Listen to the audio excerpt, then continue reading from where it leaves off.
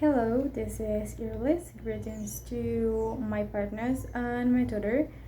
Today, I'm going to answer some questions that you let me in the first task. And the number one is, what is the purpose of the course? It's training for language, linguistic, social linguistic, and grammatic competences. Show the accomplishment of oral production tasks in given set of real-time interaction to communicate and discuss effectively about complex issues. The second question, how many learning outcomes can you find in the syllabus? Learning outcome number one, demonstrate oral skills to express fluently and spontaneously about different cultural subjects or social or academic purpose. Number two, discuss about the controversial issues using pro or con arguments to convince a counterpart toward a specific point of view. Number three, interpret extended speech even when it's not clean and scholarly instructions and when relationships are only implied and not single explicitly. Number four, describe complex subjects with clear and detailed information development, particular point and rounding off with an appropriate conclusion. The question number three is, what are synchronic interaction activities? Well, virtual campus, email, collaborative forums, Skype sessions, online conference session or web conference.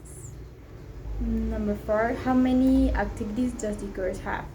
Well, in total it has six tasks. The number one is reflecting upon English languages awareness. Number two is partaking in 8th weekly mandatory encounters. Number three is debating about controversial issues. The other one is speaking part of Cambridge Z1 Advance. Number five is standard test listening quiz. Number six, delivering a speech through a web conference system.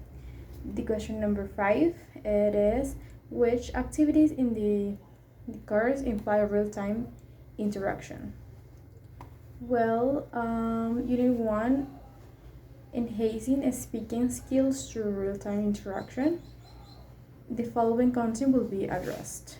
Planning language study based upon current language awareness, peer interaction, and enhance oral production skills regarding academic and cultural subjects. Is your institutional email working properly? That's the last one. And yes, of course, it is working properly since I began studying here in Iran. The other question, you got an English language level certificate. If not, what do you consider that is your level at the present? Well, I actually last year got my level certificate and it were evaluated as an V2 English as in fluency. How did you get level and that you have now? Well, actually I got it by practicing reading, listening, like a lot, working on it, and that way I did got the level of English I have right now. Why are you studying English as a foreign language? Well, I actually like 5